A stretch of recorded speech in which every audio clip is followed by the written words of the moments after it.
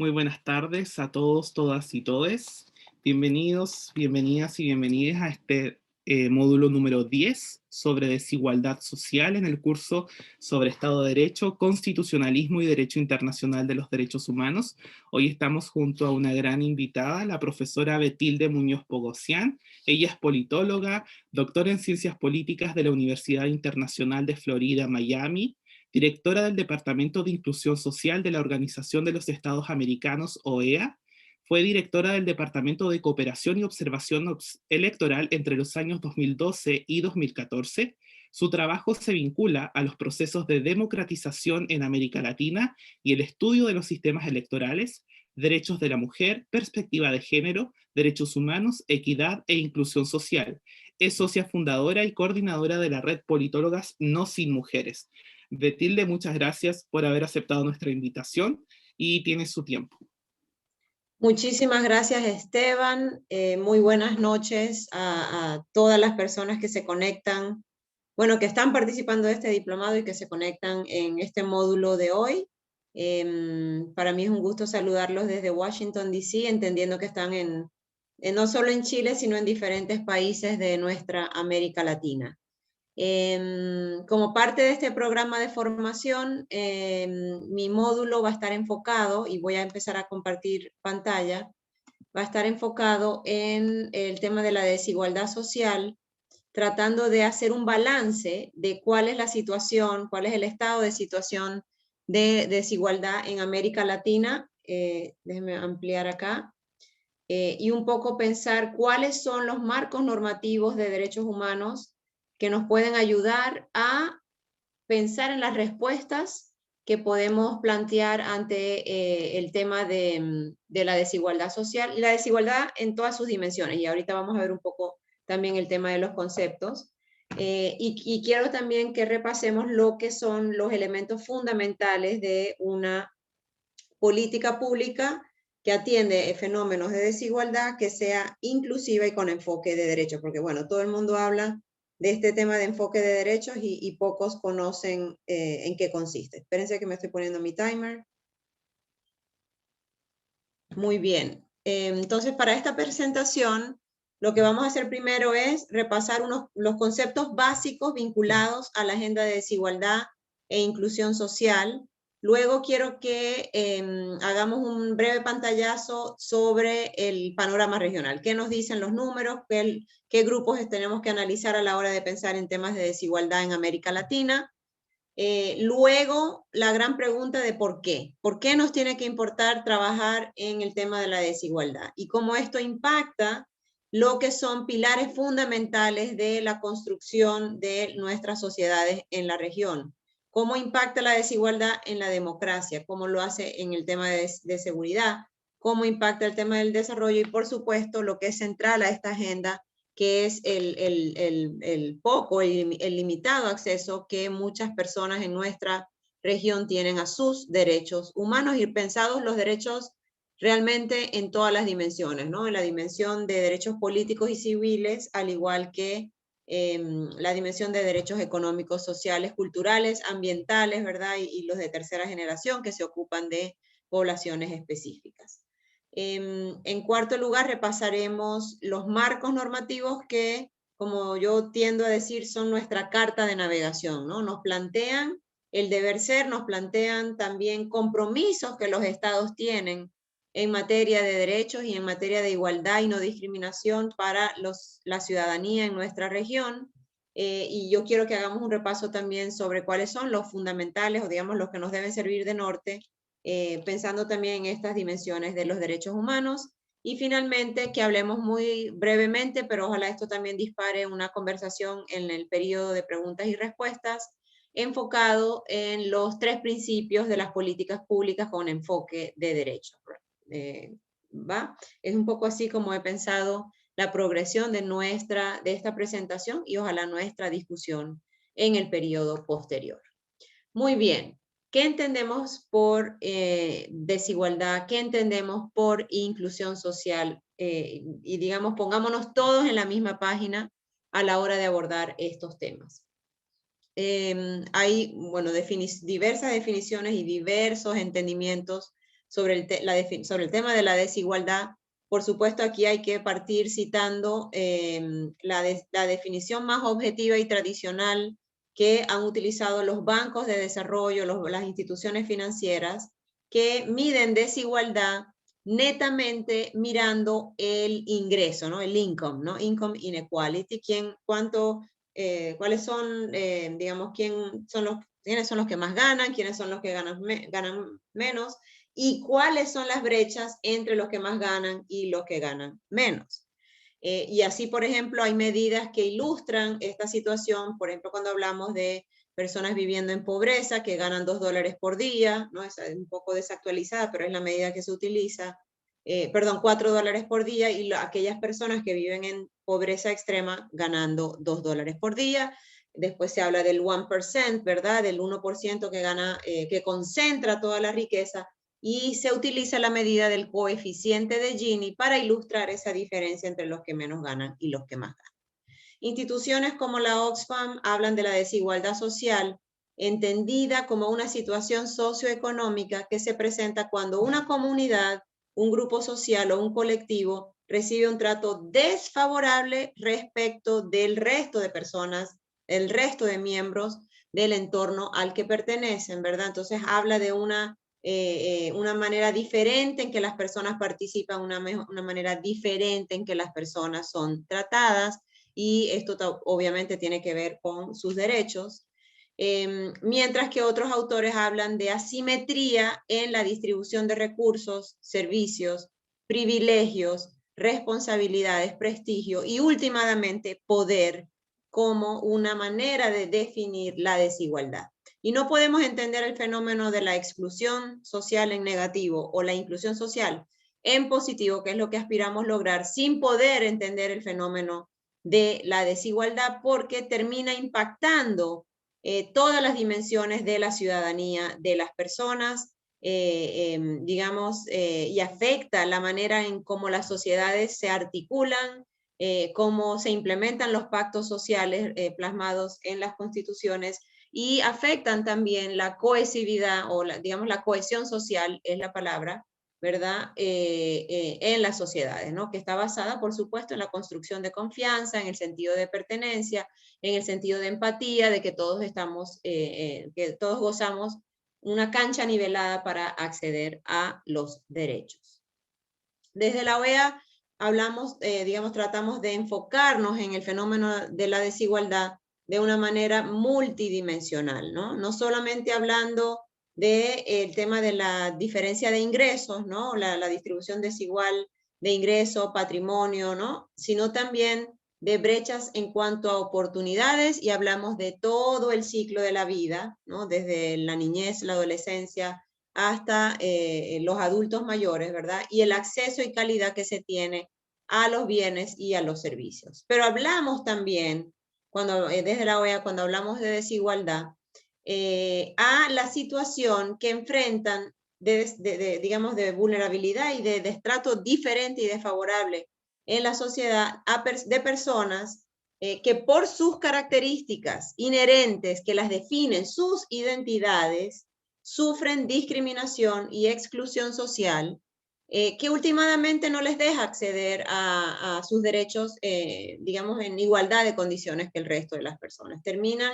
estas percepciones basadas en las identidades de las personas, impidiendo, anulando, reduciendo el goce pleno de los derechos humanos de toda persona, ¿verdad? Entonces, recordemos aquí que obviamente tenemos que utilizar la medida de ingreso, y vamos a ver que las personas de grupos en situación de vulnerabilidad tienden a estar sobre representadas entre las personas pobres. Entonces, esa es una medida que definitivamente tenemos que tomar en cuenta a la hora de entender la desigualdad social, pero también hay que tomar en cuenta otras características inherentes de los seres humanos que terminan también impidiendo o anulando el goce de derechos. Me salté 2 slides, ahorita voy a regresar, pero lo quiero atar directamente a esta reflexión que acabo de hacer.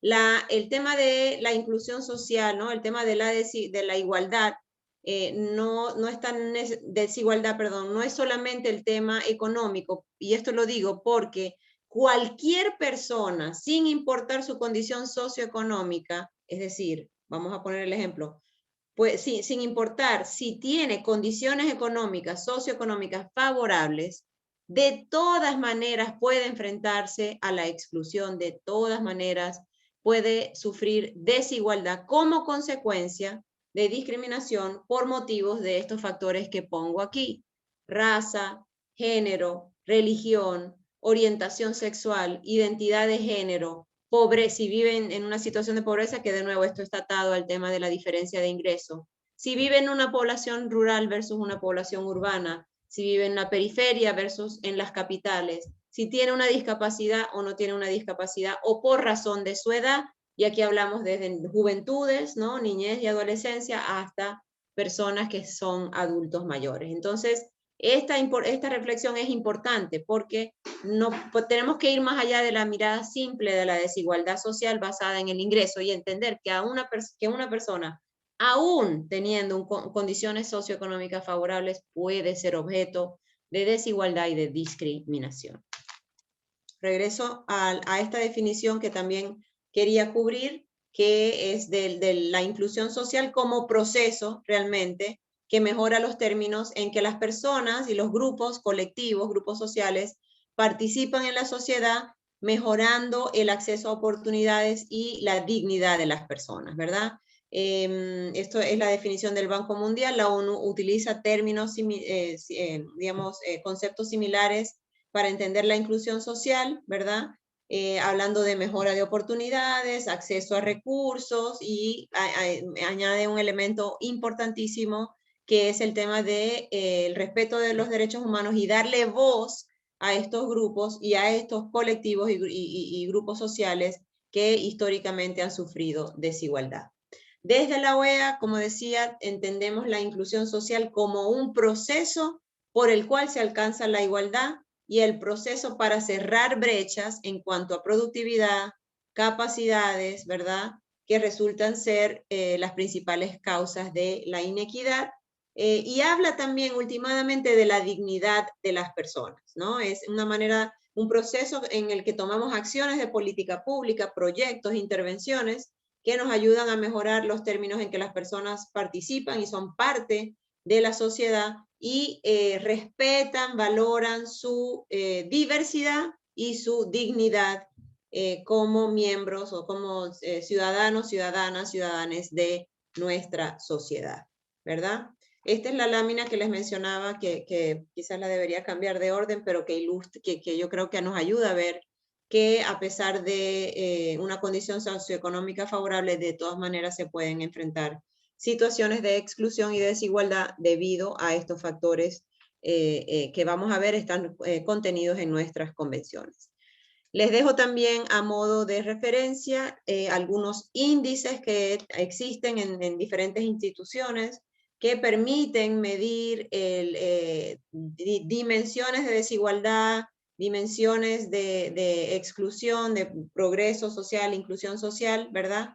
Y quizás aquí resaltar, obviamente, una de las más usadas, que es el Índice de Desarrollo Humano de la Organización de las Naciones Unidas, pero también uno que utilizamos nosotros porque, digamos, toca muy claramente todas las dimensiones de los derechos DESCA, los económicos, sociales y culturales, que es el índice de pobreza multidimensional de OFI, de la Universidad de Oxford, que habla de carencias, ¿no? Ellos a través de ese índice se analizan carencias que la ciudadanía tiene en el acceso predominantemente a sus derechos económicos, sociales y culturales, aunque hacen adaptaciones muy interesantes de la lista de carencias a evaluar en el índice de país a país o de subregión a subregión. Pero bueno, hay varias de las que ustedes que pueden tomar en cuenta a la hora de evaluar estos temas.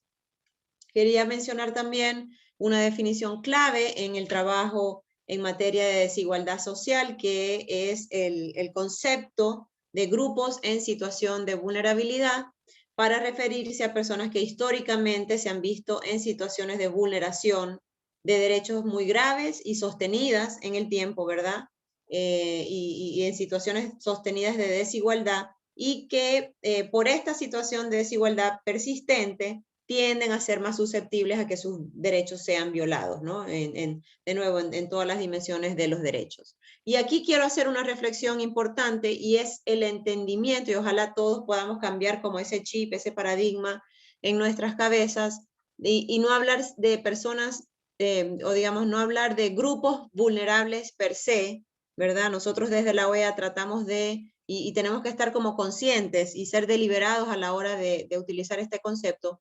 No hablamos de grupos vulnerables per se porque creemos que la vulnerabilidad y esta situación de desigualdad la genera el entorno, la genera el ambiente, la sociedad, y que si hacemos intervenciones de política pública, de proyectos, de leyes, bueno, leyes usualmente se quedan en el papel, ¿no? Leyes acompañadas de mucho diente y de políticas públicas y proyectos que las puedan aterrizar, pero que si tenemos estas intervenciones en el entorno, en la sociedad, podemos cambiar la situación de vulnerabilidad de las personas. No son vulnerables per se, es el ambiente que genera la vulnerabilidad. Si cambiamos el ambiente, estas personas dejan de sufrir vulnerabilidades, desigualdades, y pueden plenamente gozar su ciudadanía en los países donde están. Entonces, digo, una reflexión porque el lenguaje importa mucho, y puede ayudar como a transformar las conversaciones de forma tal que generemos el empoderamiento de estos grupos históricamente excluidos. ¿Cuáles son estos grupos? Ya de algún modo aludí a ello a ellos y ellas en los factores de exclusión y de desigualdad que mencionaba, pero les invito a referirse a la Convención Interamericana contra toda forma de discriminación e intolerancia, aprobada en el seno de la OEA en el año 2013, que tiene una definición muy clara de cuáles son estos grupos que son realmente sujetos de protección internacional porque han sufrido desigualdades y vulneraciones históricas a sus derechos. Y en la propia convención define como grupos en situación de vulnerabilidad al colectivo de personas que por motivos de raza, color, linaje, origen nacional o étnico, identidad cultural, religión, edad, sexo, orientación sexual, identidad y expresión de género, toda la dimensión de condición migratoria, refugiados, repatriados, apátridas o desplazados internos. Toca el tema de discapacidades y características genéticas de las personas o psicosociales, ¿verdad? Todas estas características o cualquiera otra, o sea, personas que teniéndolas han sido históricamente discriminadas y el reconocimiento de sus derechos negados o violados, ¿verdad? Esto no es algo que nos inventamos, esto está contenido en el lenguaje de una convención interamericana que fue aprobada y negociada por todos los países de nuestro hemisferio en la OEA, ¿verdad? Y aprobada como resolución en 2013, por supuesto. Imagino que han cubierto los temas de estos procesos para que las convenciones entren en vigor, ¿verdad? Tiene que pasar por además de la aprobación a nivel de resolución en la OEA, tiene que ser firmada por las cancillerías de los Estados miembros y debe ser también ratificada por los congresos de los países de forma tal que ya se empiece a alinear con la legislación nacional. Entonces, les dejo eso como referencia. Pasando a la segunda parte, ¿cuál es el panorama regional? ¿En qué situación estamos en todas las dimensiones de la desigualdad en la región? Por supuesto, usando la medida del coeficiente de Gini, que es la que mide diferencias de ingreso. Importante reconocer que en la región se han hecho esfuerzos muy importantes para reducir la cantidad de personas viviendo en pobreza. Habíamos logrado, ¿verdad? Logros muy importantes antes de la pandemia del COVID-19. Creo que eso va a cambiar y van a haber retrocesos importantes en el logro de la Agenda 2030 en materia de pobreza, al igual que muchas otras dimensiones de ciudadanía. Pero bueno, es importante hacer el reconocimiento de que se habían logrado avances importantes en la reducción de personas viviendo en situación de pobreza. Sin embargo, no así en la reducción de las desigualdades en materia de ingreso y, por ejemplo, nos ganamos, o sea, tenemos el título como la región más desigual del mundo y con los mayores índices de exclusión. Aquí les voy a dejar estos datos, un poco de la evolución que ha habido en el tema de pobreza y bueno, y ahorita vamos a ver también cuáles son los efectos del COVID en este tema. Pero mirando las diferencias de ingresos, sabemos que de los 10 países más desiguales del mundo, 4 países, creo que esto está desactualizado, hay un país más que entró en esta lista que es Colombia, pero bueno, 5 países de la región están en esa lista de los top 10, ¿no? De los 10 países más desiguales, a lo que nos hace ganar el premio, como he dicho, de la región más desigual del mundo. En estos términos de pobreza y desigualdad social, importante poner un lente muy breve en la situación COVID, digamos, durante COVID-19 y lo que va a ser la realidad post-COVID. Sabemos que no solo la emergencia sanitaria como tal, sino todas las medidas digamos, cierre de fronteras, control de la movilidad, restricción de comercio y reducción de comercio, ha generado una crisis económica y social sin precedentes en el mundo que de algún modo ha revelado las desigualdades que ya traíamos, las ha puesto como, han aflorado y se han puesto luz a estas desigualdades que ya se enfrentaban, y debo también referir que desde mi departamento trabajamos en una guía práctica de respuestas inclusivas y con enfoque de derechos humanos ante el COVID-19, que hace un paseo por cómo ha afectado la pandemia a cada uno de estos grupos que hemos venido mencionando, como para ilustrar que no todos estamos experimentando la pandemia del mismo modo y que hay afectaciones más profundas entre hombres versus mujeres, o personas viviendo en ruralidad versus personas viviendo en sectores más urbanos, personas con discapacidad como aquellas que no lo tienen, etc. Sí, el último dato que revisé para preparar esta clase, mencionar que las últimas estimaciones de CEPAL dicen que efectivamente hubo contracción económica el año pasado, en 2020, pero que ha sido la mayor en 120 años, ¿verdad?, desde que están midiendo estos temas, pero que en 2021, aunque se anticipaba también una contracción de alrededor del menos 3 o 4%, va a haber un rebote de 3.7% en 2021. Sin embargo, esto no va a ser suficiente para poder recuperar los niveles de actividad económica que habían en la pandemia, que ya sabemos que eran bastante retantes, y lo que quiere decir que los retos de desigualdad social van a continuar y en algunas dimensiones también se van a agravar. Algunas estimaciones en el tema de pobreza a nivel mundial también estiman que va a crecer el número de personas viviendo en pobreza en el mundo, y en América Latina podría aumentar del 10.7% al 13%, es decir, aproximadamente 82 millones de personas. ¿Cuál es la situación? Yo voy a hacer un breve paseo en algunos de los grupos. En el caso de las personas afrodescendientes, importante decir que no es una población menor. Estamos hablando de 133 millones de latinoamericanos que también se autoidentifican, porque aquí hay una variable de autoidentificación muy importante, se autoidentifican como afrodescendientes en la región. Obviamente hay diferencias de peso poblacional de país a país, pero sabiendo que en Brasil, Venezuela, Colombia, Cuba, México y Ecuador hay una población afro mucho más pronunciada, y sabemos que debido a una discriminación estructural histórica, racismo, que se trae incluso desde tiempos coloniales, las personas afrodescendientes están entre los más pobres, entre los que menos tienen acceso a servicios, educación de calidad y equitativa, empleos, ¿verdad? Y están subrepresentados en espacios de toma de decisiones. En el caso de las personas indígenas, los pueblos indígenas en nuestra región, tampoco estamos hablando de un grupo menor, son 54.8 millones de personas en nuestra región que se autoidentifican como indígenas con mayor peso poblacional en países como Perú, México, Guatemala y Bolivia. Pero lamentablemente se replican estos patrones de desigualdad y de pobreza que vemos en la población afrodescendiente. Son alrededor del 30% de las personas viviendo en pobreza, ¿no? La mayor proporción entre todas las regiones, con una situación de desempleo, de limitado acceso a servicios de salud, con retos súper importantes en materia de inseguridad alimentaria, porque también estamos hablando de una vulneración de sus derechos ambientales muy pronunciada que ocurre en nuestro hemisferio.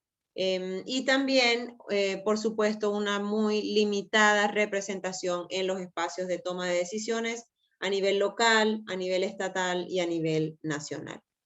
Las personas con discapacidad son alrededor del 13% de la población, ¿verdad? Y también enfrentan discriminaciones importantes, comenzando con una básica que es en el acceso a la educación, que de algún modo es determinante de sus posibilidades de acceso a empleo digno, independencia, autonomía, ¿verdad? Y, digamos, se vuelven a replicar patrones de discriminación y de exclusión similar, incluyendo la limitada representación en espacios de toma de decisiones que las poblaciones que acabo de mencionar. Quiero también hacer mención a las personas LGBTI, ¿no? En América Latina, que como consecuencia de desigualdades, fobias y discriminaciones, enfrentan también retos importantes en el acceso a sus derechos económicos y sociales, ni decir de sus derechos civiles y políticos, ¿verdad? Continúa en nuestra región, en algunos países de la región, la criminalización o ilegalidad, incluso a nivel constitucional, en el caso de países del Caribe anglo, en el tema de orientación sexual, identidad y expresión de género, ¿no? En 9 países caribeños es ilegal la homosexualidad. Muy importante, de las cosas que a nosotros más nos preocupan en inclusión social, es el tema de violencia, situaciones agravadas de violencia que sufren las personas LGBTI, y en este colectivo, en este grupo de personas, sobre todo las personas trans, que es de gran preocupación y tienen un margen, una expectativa de vida muy limitada y muy preocupante en nuestra región. Y bueno, y por toda esta situación de fobias, desigualdades y discriminaciones, tienden a vivir en pobreza o digamos, no ser quienes son durante el ciclo de su vida, y por tanto hay consecuencias en cuanto a temas de representación, en cuanto a temas de acceso a derechos, digamos, hasta los más básicos, ¿no? Ni hablar de las diferentes generaciones de derechos. Y bueno, podemos hablar del tema de mujeres, no lo voy a profundizar, pero también hay dimensiones importantes de desigualdad vinculadas al tema de los derechos de las mujeres en todas las dimensiones que hemos venido a hablar. ¿Por qué nos tiene que importar trabajar en temas de desigualdad? ¿Por qué hay que entender más de la desigualdad? ¿Por qué tenemos que ocuparnos de diseñar y de implementar y de monitorear políticas públicas que atiendan la desigualdad?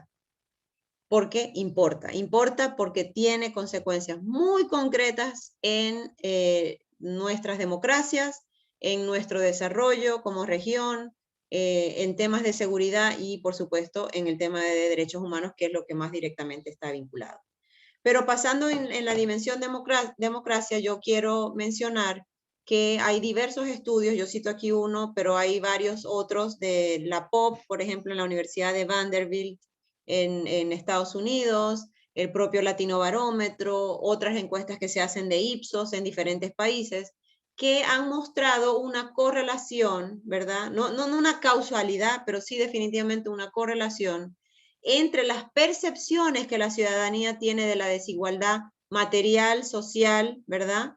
Y la confianza en las instituciones democráticas y últimamente en la democracia como tal, ¿no? O sea, hay una caída importante en la confianza democrática cuando las personas tienen percepciones de injusticia, desigualdad y desconfianza, ¿verdad? Y digamos todo este tema de la percepción de desigualdad y la propia desigualdad material vivida por las personas.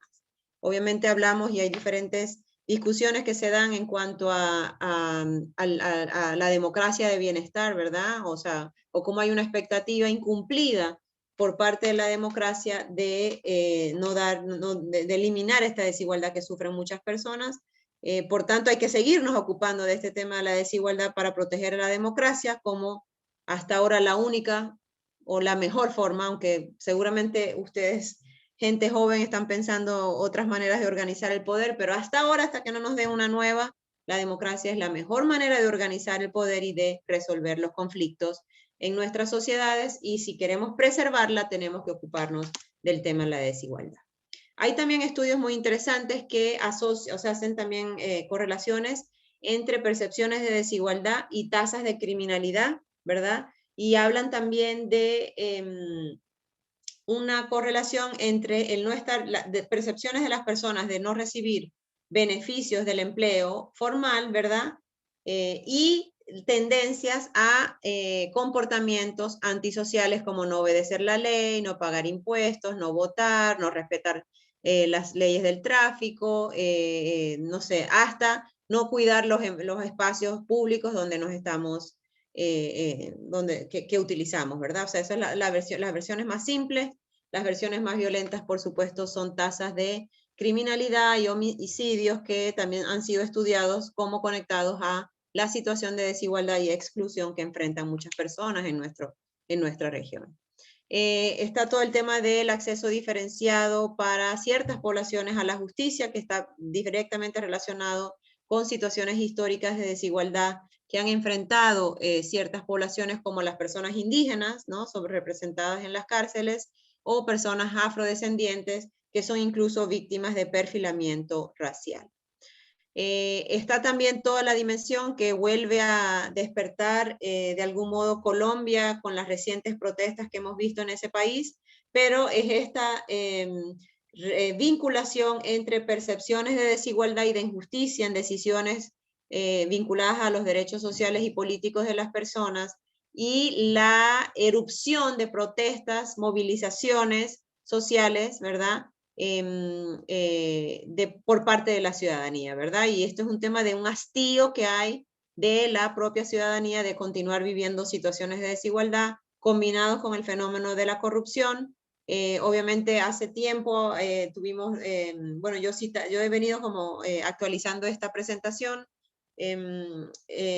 Hablamos del movimiento Ni Una Menos en Argentina en temas de violencia de género y vulneración de derechos de las mujeres. Hablamos de todo el gran escándalo cuando Brasil recibió la Copa del Mundo en 2014. Antes de la pandemia estaban explotando, incluido en Chile, diversas manifestaciones sociales por diferentes motivos. En Chile por la subida del precio del metro, en Nicaragua, que todavía esa crisis persiste, obviamente combinada con otras dimensiones de control político por parte del gobierno de turno, ¿no? El régimen de turno, pero destapa, digamos, despierta unas manifestaciones sociales en abril 2018 por un tema de seguridad social, en Ecuador por temas de movimientos indígenas y también vinculados a estos derechos. Y bueno, ahorita más recientemente en el caso de Colombia por el aumento de impuesto a ciertos productos de la canasta básica y que iban a afectar mucho más pronunciadamente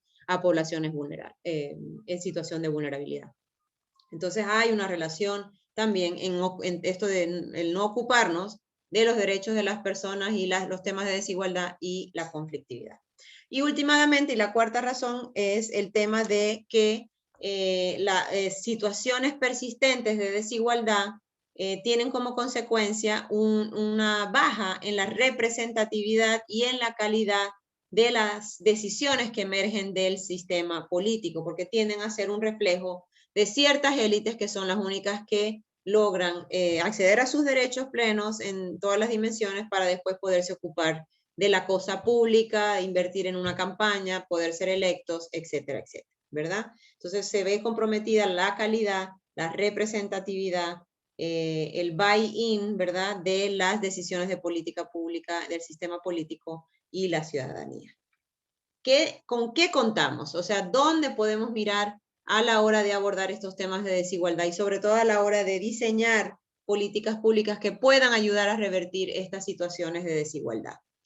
Obviamente, la Declaración Americana de los Derechos y Deberes del Hombre, la Carta de la OEA y la Convención Americana sobre Derechos Humanos son instrumentos interamericanos de derechos humanos medulares a este tema de la exclusión y la desigualdad, ¿verdad? Nos dan la aspiración a lo que deberíamos ser y lo que deberíamos lograr, y obviamente genera obligaciones en los estados de garantizar esos derechos contemplados en los marcos normativos que acabo de mencionar.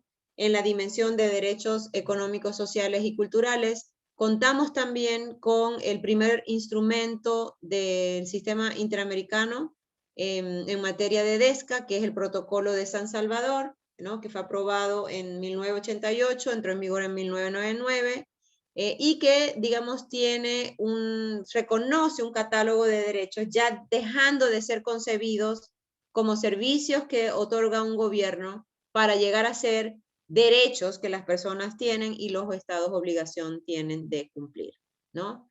Y hablamos del derecho a la salud, el derecho a una alimentación adecuada, el derecho a un medio ambiente sano, el derecho a la educación, el derecho al trabajo y la sindicalización, el derecho a la seguridad social y el derecho a la cultura como derechos básicos en estas dimensiones.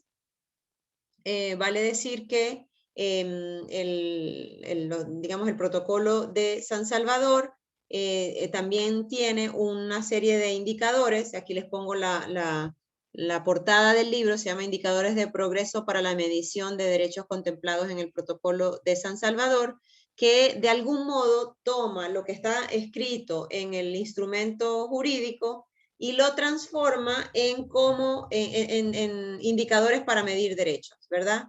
Y esto es súper interesante porque lo hace no solo a nivel estructural, midiendo si los estados que han firmado y ratificado el protocolo han adecuado leyes, han sacado nuevas para poder cumplir las obligaciones que están en el protocolo de San Salvador, sino que lo hace también a nivel de indicadores de procesos, es decir, qué institucionalidad se ha creado para aterrizar el derecho a la salud de las personas, qué de decisiones de política pública se han pensado, qué proyectos se han implementado, qué cooperación se ha logrado de la comunidad internacional en estos temas. Esos son los indicadores de proceso, al igual que los que siempre se han medido, que son los indicadores de resultados, ¿no? Porcentaje de personas que acceden a la salud, porcentajes de niños en poblaciones rurales que acceden a un pupitre, un salón de clase, y cuánto es el número de niños por maestro. O sea, ese tipo de indicadores más vinculados a los resultados. Esos tres tipos estructurales de proceso y de resultados son los que mide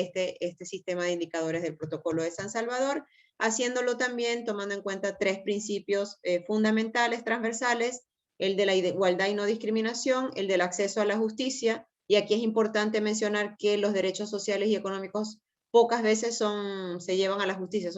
Ese tema de la justiciabilidad de los DESCA es una agenda pendiente en la región, ¿verdad? Y el tercer principio siendo el acceso a la información y la participación política. Hay otros convenios también que de algún modo se ocupan ya los llamamos de tercera generación, porque se ocupan de grupos específicos, ¿verdad? Hablo de la Convención Interamericana en materia de protección de derechos de las personas mayores, hablo de la Convención para la eliminación de toda forma de discriminación de las personas con discapacidad, ¿verdad? Que es incluso precursora de la Convención de la ONU que vino después de la nuestra en nuestra región. Está la Convención de Belén do Pará, que se ocupa del tema de derechos de las mujeres y específicamente la erradicación y sanción de la violencia contra la mujer.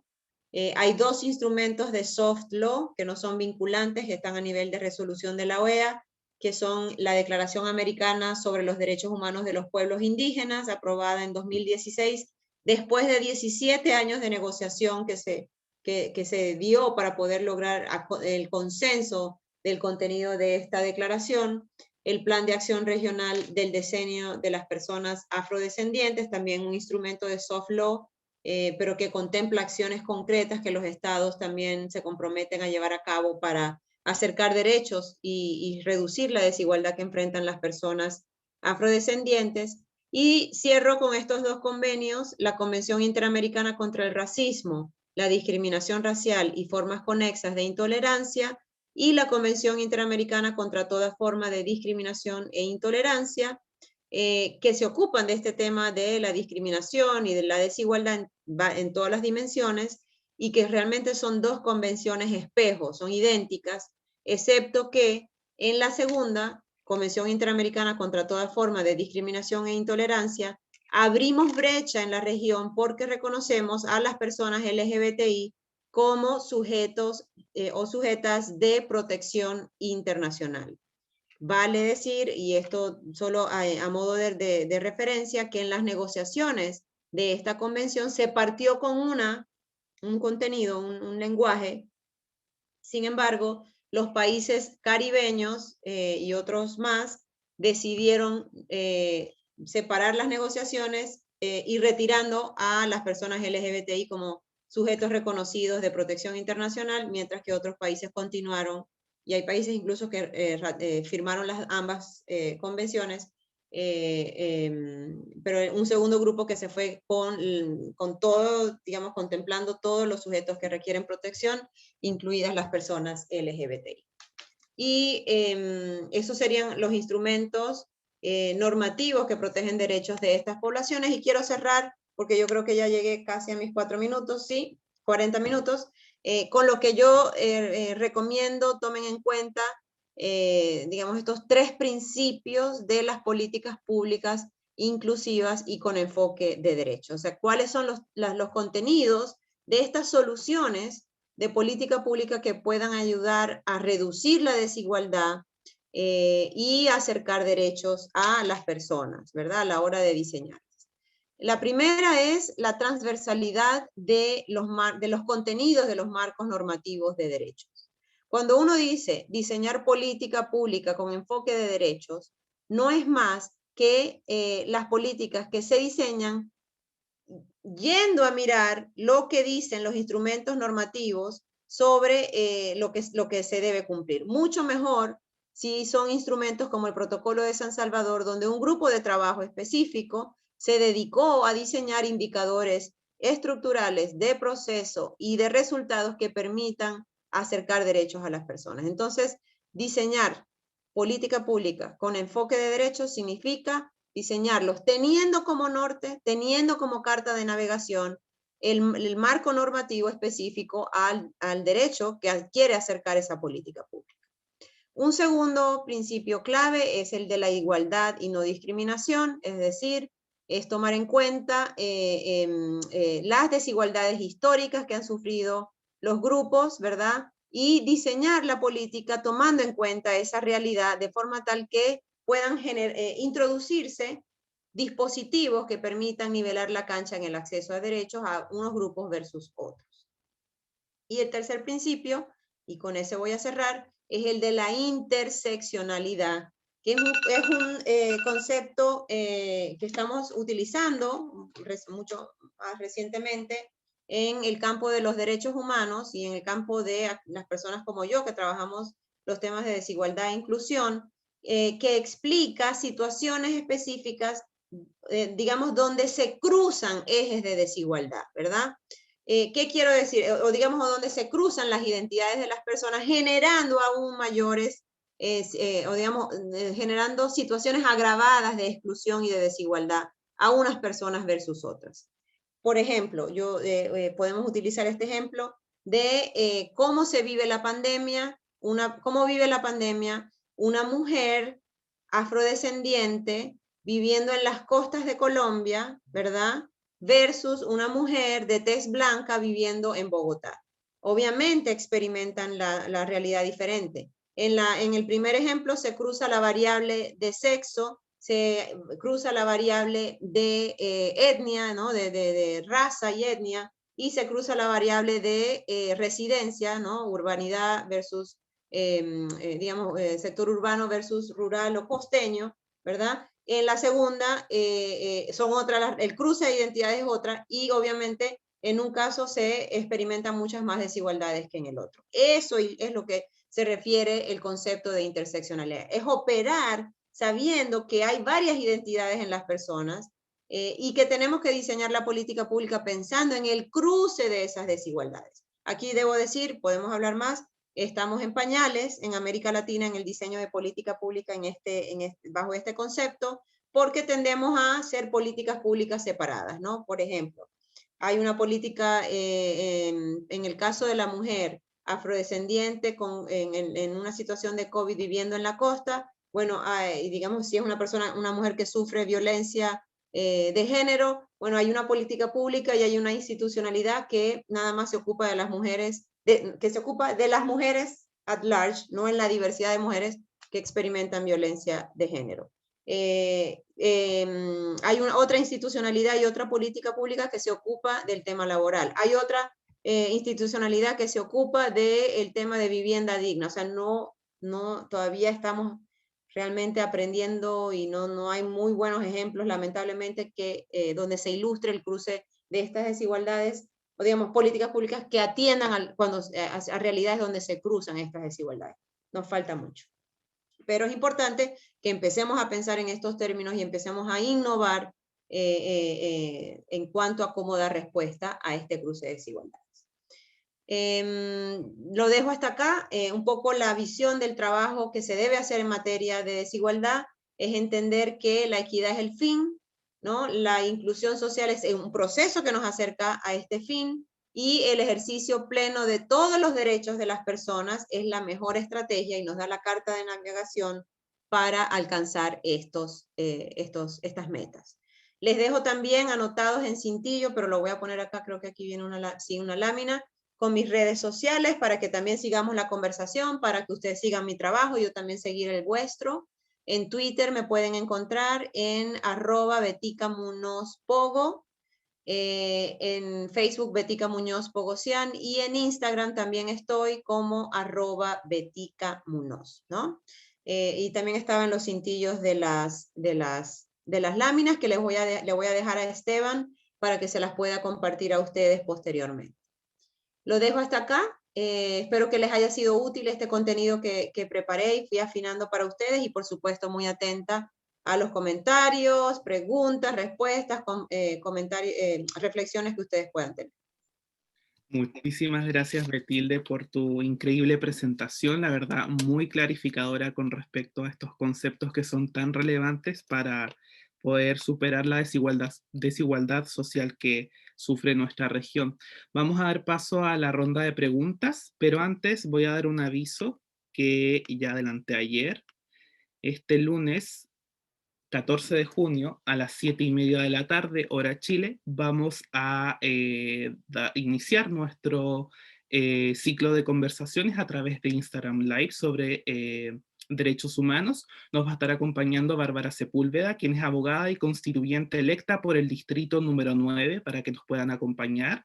Nuestra cuenta de Instagram es cedid.cl, o a través de la cuenta de Instagram de Bárbara Sepúlveda, que es Bárbara Sepúlveda H. Ahora sí, veo que Camila Roberts tiene la mano levantada, así que voy a activar su audio para que pueda realizar su pregunta. Ahí sí. Muchas gracias, Esteban. Bueno, buenas tardes, Betilde, muchas gracias por su presentación. Y justamente relacionado al tema, yo soy de Ecuador, y justamente relacionando mi pregunta al tema de la generación de políticas públicas para aumentar la inclusión social y evitar desigualdades. Quisiera saber cuál es su opinión sobre el término y figura de discriminación afirmativa. Esto lo pregunto porque no sé si, por ejemplo, otorgar más puntaje en los concursos de mérito y oposición para un puesto público a las personas pertenecientes a los grupos en situación de desventaja, por ejemplo, los indígenas o personas afrodescendientes, sería una forma correcta de medida de discriminación afirmativa. No sé qué piensas tú, qué puedes opinar con respecto a esto. Bueno, mira, personalmente estoy a favor de las medidas de acción afirmativa, ¿verdad? Y ahorita voy a explicarte por qué. Pero más allá de mi opinión personal, la propia Comisión Interamericana de Derechos Humanos, les puedo dejar de referencia, no sé si eso lo tengo, yo tengo una lista de lecturas, y está ahí esa publicación donde ellos hacen el caso de por qué las medidas de acción afirmativa pensadas como medidas temporales, y eso es lo que yo también pienso, que si las pensamos como medidas temporales, pueden ayudar a nivelar la cancha para, obviamente, el acceso a derechos, pero hablando de más allá de los derechos, la representación de la diversidad humana, ¿verdad? Digamos, y son medidas temporales porque en teoría debería ayudar a cambiar paradigmas, a eliminar estereotipos, a eliminar sesgos, ¿verdad? Digamos, para que seamos realmente todos y tengamos todos igualdad de oportunidades, y ya no haga falta tener esa medida de acción afirmativa. Pero la realidad es, lamentablemente, es que hay desigualdad. Hay como bagajes históricos de discriminación, de racismo, de sexismo, de machismo, todos los ismos, ¿verdad? Capacitismo, como dice mi colega Pamela Molina, que lamentablemente no le dejan a todas las personas participar en igualdad de condiciones. Entonces, tú adoptas esta medida de acción afirmativa de forma temporal para nivelar la cancha, normalizar la presencia de personas indígenas en puestos de toma de decisiones o de mujeres en la política, la normalizas y ojalá eventualmente eso cambie y ya no tengas necesidad de mantener la medida de acción afirmativa. Pero si nuestra aspiración es lograr igualdad, si nuestra aspiración es lograr verdadera representación de la diversidad humana, hay que utilizarla, porque ya la evidencia mostró que solito eso no va a pasar. ¿Ya? Andrés tiene la mano levantada, pero antes vamos con una pregunta del chat de Denise Trejo. Dice, saludos, agradecida por la excelente ponencia de la doctora Betilde Muñoz, Orgullo Venezolano. Mi pregunta va enfocada en, tomando en cuenta la premisa que sin justicia ambiental no hay justicia social y por ende no hay equidad de género, ¿qué acciones podemos tomar, por ejemplo, en Venezuela, si el contexto político, social y económico está muy alejado de brindar protección al ambiente, siendo una base para el buen desarrollo de las personas? Ejemplo, el decreto sobre el arco minero del Orinoco y la contaminación por derrames de petróleo y el hecho de negarse a suscribir el Acuerdo de Escazú. Mira, ese punto de derechos ambientales es de los más, bueno, por diferentes razones, de los más importantes y de los que menos atención le hemos dado. Quizás en tiempos recientes ya nos hemos ocupado un poquito más de eso a nivel mundial, ¿no? Y creo que se ha normalizado a pesar de la anterior presidencia de Estados Unidos, la conversación sobre cambio climático, la evidencia que muestra que nos tenemos que ocupar del ambiente y de derechos ambientales para dar sostenibilidad a nuestra vida en este planeta. En el caso de Venezuela, digamos que se han violentado todas las dimensiones de los derechos y los derechos ambientales no son la excepción. Para aquellas personas que no están familiarizados, en el caso de Venezuela, se está dando actualmente, y les voy a dejar ahorita el link a un documental, se está dando ahorita una explotación indiscriminada de todo el arco minero, extracción de minerales, de oro, terrible, que está generando daños importantísimos al ecosistema de una parte de la Amazonía, que realmente es el pulmón de nuestro hemisferio, y también está generando vulneraciones importantísimas a los derechos de los pueblos indígenas que históricamente han vivido en esa zona de Sudamérica.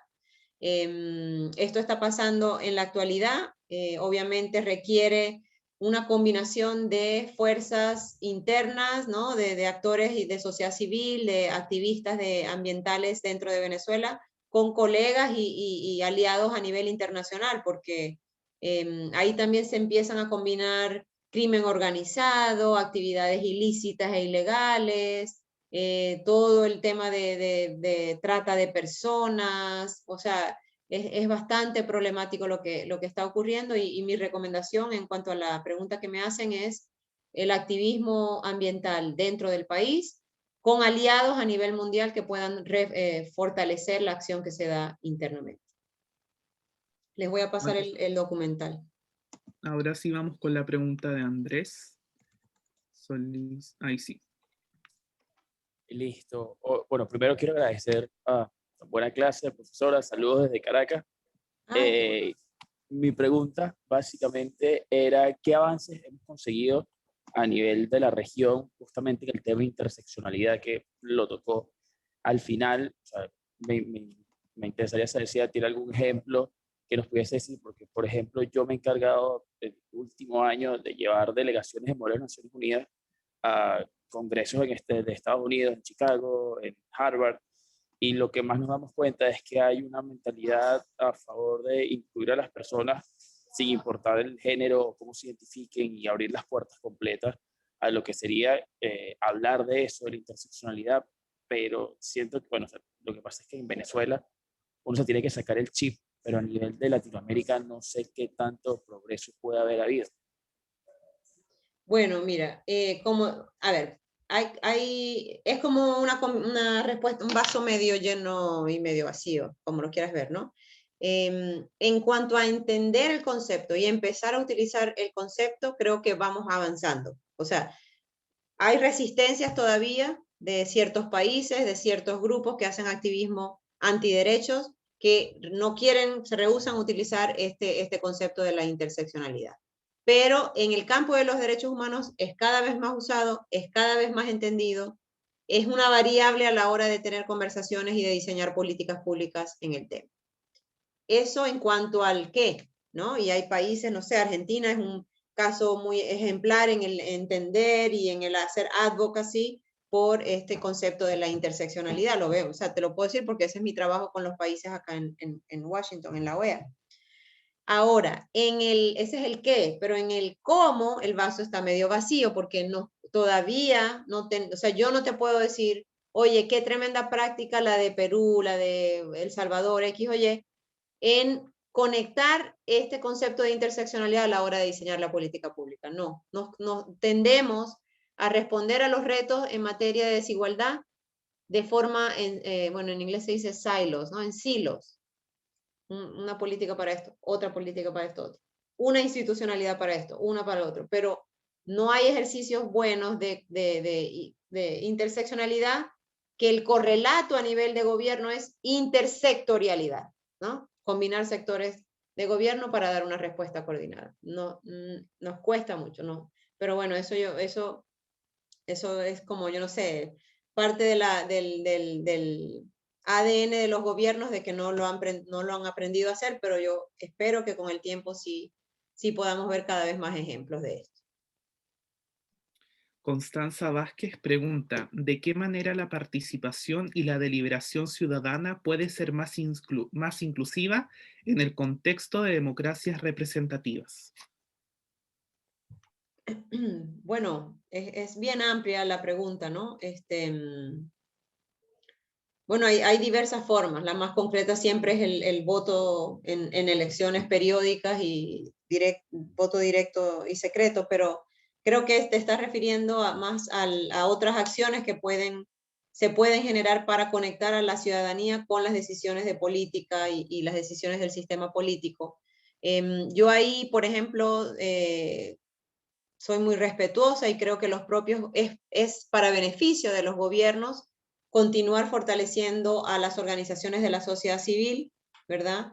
Y generar espacios para que haya un diálogo permanente, no coyuntural, no en las crisis, sino un diálogo permanente entre organizaciones de la sociedad civil y los gobiernos, ¿verdad?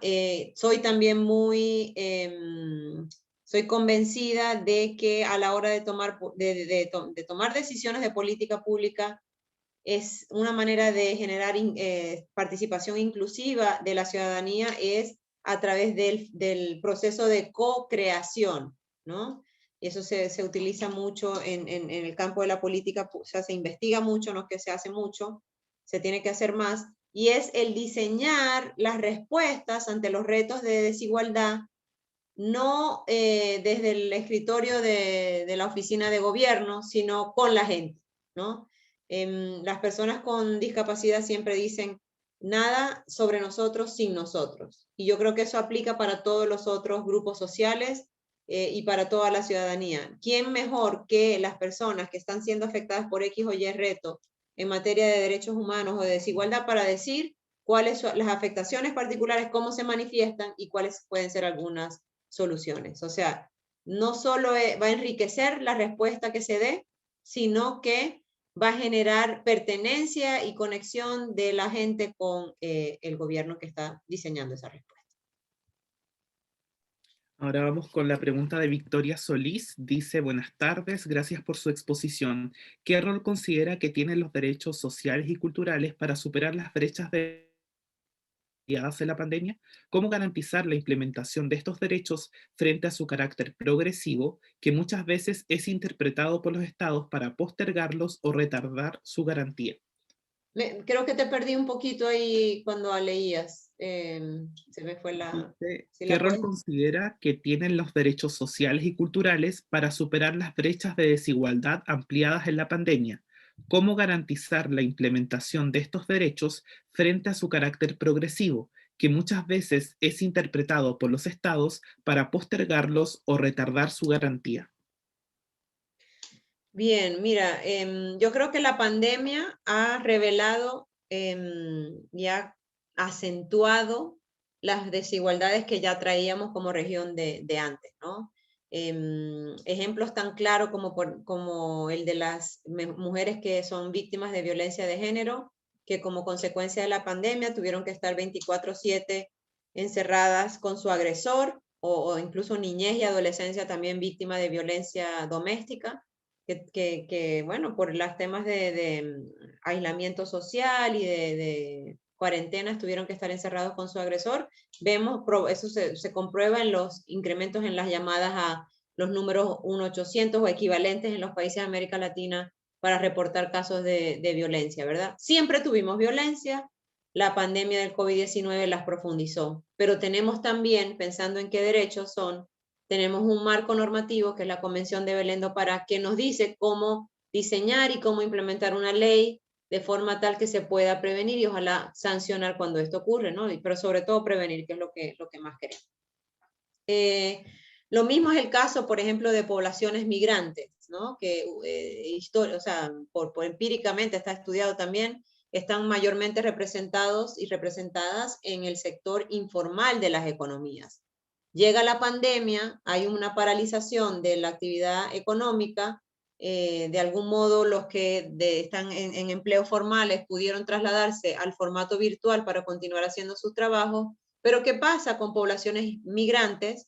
Que, bueno, y sabemos que tenemos muchas en nuestra región, ¿no? Estamos hablando de 100.000 nicaragüenses en Costa Rica desde 2018 que han migrado, estamos hablando de 1 millón de centroamericanos que están en Estados Unidos de forma irregular y que se han venido en los últimos 2 años, el 5.6 millones de venezolanos que están regados por toda Sudamérica, 80% de estos 5 millones y medio en Sudamérica, todos dependiendo de trabajos en la informalidad, ¿no?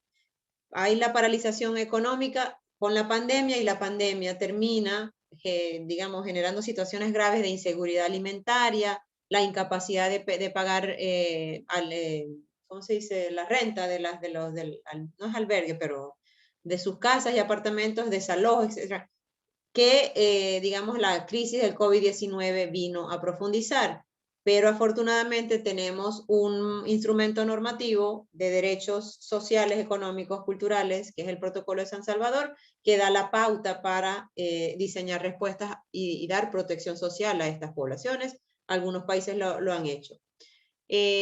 Alude también esa pregunta a la voluntad de los países de acercar estos derechos a las personas. Yo no, obviamente no quiero lucir ni ser ni decir algo que me haga lucir naive, o sea, así inocente de que, bueno, todos son buenos, no, obviamente hay situaciones de corrupción, hay situaciones de ineficacia e ineficiencia estatal, pero al menos en los trabajos que yo hago con las contrapartes que tengo en la OEA, lo que más observo es voluntad de querer hacer mejor el trabajo, ¿no? De poder aliviar la situación de desigualdad de muchas poblaciones. ¿Tienen siempre las herramientas? Probablemente no. ¿Cuentan con los espacios fiscales para generar el dinero para poder diseñar esas respuestas de política pública? La respuesta es no. Entonces, bueno, hay una combinación de otros factores, quizás de orden estructural, que no permiten poder a los estados, combinado también con otras situaciones de que no hay voluntad, de que hay corrupción, que no hay transparencia, ¿verdad? Y nos da la realidad que tenemos, que es que persiste el fenómeno de la desigualdad a nivel regional. Vamos con otra pregunta de Pablo Castex. Dice, ¿qué piensa de utilizar la categoría de sujetos de especial protección por sobre la categoría de sujetos vulnerables, considerando lo que señaló sobre el cuidado de las palabras y que la categoría vulnerables ya trae una marca o peso en sí? Sí, nosotros, y eso cuesta porque uno está como acostumbrado y socializado cuando estamos en nuestra formación de carrera, en la prensa, a decir grupos vulnerables, personas vulnerables. Pero tenemos que transformar ese paradigma realmente y verlas a estas personas como personas que por esta lista de razones el entorno ha generado una vulnerabilidad y que si nosotros le damos las herramientas, si nosotros nivelamos la cancha de oportunidades, diseñamos políticas públicas, pueden ser empoderadas, empoderarse y acceder a todos sus derechos como las demás personas, ¿verdad? Y además yo ahí siento que es un tema también de empoderamiento, de no verlas como, oh, pobres, no pueden verse por sí solas. O sea, ¿por qué no culpas al ambiente que es que no les ha dado las oportunidades, que es que históricamente no las ha hecho vivir en racismo o machismo o discriminación, ¿no? El uso de sujetos de protección internacional es mucho más apropiado porque reconoce la historia de vulneración, pero no victimiza, quizás esa es la palabra que puede ilustrar este concepto de persona vulnerable o grupo vulnerable. No es que nacieron vulnerables, o sea, si hubieran nacido en otro contexto donde, no sé, se les reconocía su diversidad en cuanto a orientación sexual o identidad de género, o no se les recriminaba tener un color de piel más oscuro, no fueron una persona vulnerable. Entonces, es un poco esa idea en el uso de las palabras. Fátima Rodríguez pregunta, ¿qué tipo de interdependencia encuentra usted entre los tres principios que señalaba en la presentación y la propuesta de pluralismo jurídico? Bueno, que están súper relacionadas, ¿no? El enfoque de derechos, la igualdad y no discriminación, al igual que la interseccionalidad, parten del reconocimiento de una realidad de desigualdad y parten también del reconocimiento de que a través de políticas públicas se puede transformar esta situación de desigualdad. Entonces, si hablas de interseccionalidad, hablas de identidades de las personas. Si hablas de igualdad y no discriminación, hablas de identidades de las personas. Y los propios marcos normativos también reconocen, como lo es la propia convención, pero ya las que se ocupan específicamente de grupos históricamente excluidos, se ocupan también de las identidades de las personas. Entonces hay una gran conexión entre esos tres principios. Lo dejaría hasta ahí. Salvador Macías desde México señala, de las acciones afirmativas de las que hablaba, son temporales, pero ¿hasta cuándo? ¿Sería hasta que tengamos una mujer en la silla presidencial, una persona de la comunidad LGBT, una persona de color? Son temporales hasta que cambiemos, digamos, los valores sociales, las expectativas de cada una de estas personas, los estereotipos que se asocian a cada una a todas las personas, a toda la diversidad humana. Hasta que eso no cambie, vamos a tener que seguir utilizando estas medidas temporales de acción afirmativa o de discriminación positiva, como también se les llama.